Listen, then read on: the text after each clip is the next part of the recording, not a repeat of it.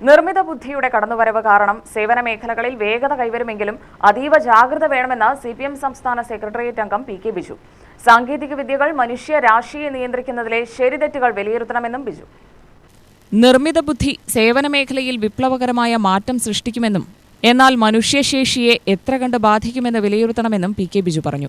KGOA വജ്രജൂബിലിയോടനുബന്ധിച്ച് നിർമ്മിത ബുദ്ധി ഉപയോഗത്തിലെ നൈതികത എന്ന വിഷയത്തിലുള്ള സെമിനാർ ഉദ്ഘാടനം ചെയ്ത് സംസാരിക്കുകയായിരുന്നു അദ്ദേഹം. ശാസ്ത്ര സാങ്കേതിക രംഗത്തുണ്ടാവുന്ന മുന്നേറ്റങ്ങളെ അവഗണിച്ചുകൊണ്ട് ഒരു മേഖലയ്ക്കും മുന്നേറാനാവില്ല. എന്നാൽ മനുഷ്യരാശിക്കും പ്രകൃതി സമ്പത്തിനും നാശം വരാൻ പറ്റാത്ത രീതിയിലുള്ള മാനദണ്ഡം ആവശ്യമാണ്. ഓരോ കണ്ടുപിടുത്തങ്ങളും മനുഷ്യരാശിയുടെ നന്മയ്ക്കു വേണ്ടിയുള്ളതാവണം.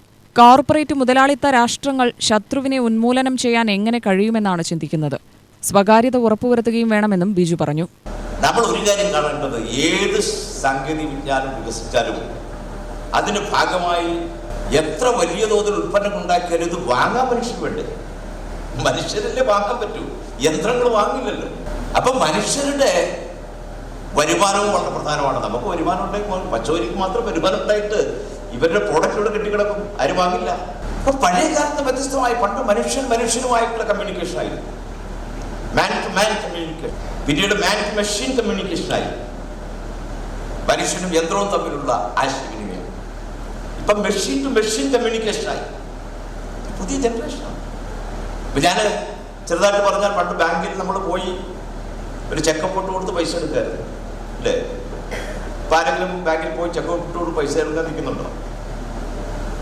നമ്മൾ പോയി ഏറ്റവും മെഷീനോട് പറയും, എനിക്ക് ആവശ്യമായ 10,000 രൂപ തരണം, എൻ്റെ 5,000 രൂപ തരണം. ഒരു കോഡ് അടിച്ചു കൊടുത്താൽ 10,000 രൂപ മെഷീൻ. ഇപ്പൊ എനിക്ക് സമയമില്ലെന്ന്, അപ്പൊ ഞാൻ വേറെ മെഷീന് പറഞ്ഞു വിടും, ആവശ്യമായ പൈസ കൊടുത്തു. ഇതാണ് ഇപ്പോഴത്തെ നടക്കുന്നത്. ഒരു മെഷീനെ പറഞ്ഞു വിടുകയാണ്, ആവശ്യമായ പണം. ആ AI ടെക്നോളജി അധിഷ്ഠിതമായ ഒരു പുതിയ മെഷീൻ. ഇപ്പൊ മനുഷ്യൻ ചിന്തിക്കുന്ന പോലെ തന്നെ ചിന്തിക്കാൻ കഴിയുന്ന മെഷീനുകൾ ഇപ്പം ലോകത്ത് സൃഷ്ടിക്കപ്പെട്ടിരിക്കുന്നു. അതാണ് ഇന്നത്തെ ലോകത്തെ ഏറ്റവും പ്രധാനപ്പെട്ട പ്രത്യേകത. ഇപ്പൊ കാറ് വാങ്ങിക്കാൻ പോയാൽ പണ്ട് കുടുംബസമേതം കാറ് വാങ്ങിക്കുന്ന കടയിൽ പോകണം. അപ്പൊ അങ്ങനെ ആരും പോകണ്ട, മൊബൈലിൽ ഫോൺ ചെയ്താൽ മതി.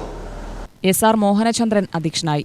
ശാസ്ത്രമേഖലാ വിദഗ്ധരായ അൻവർ സാദത്ത്, ഡോക്ടർ സുനിൽ, ബൈജു, ഡോക്ടർ സുമേഷ് ദിവാകരൻ എന്നിവർ വിവിധ വിഷയങ്ങൾ അവതരിപ്പിച്ചു.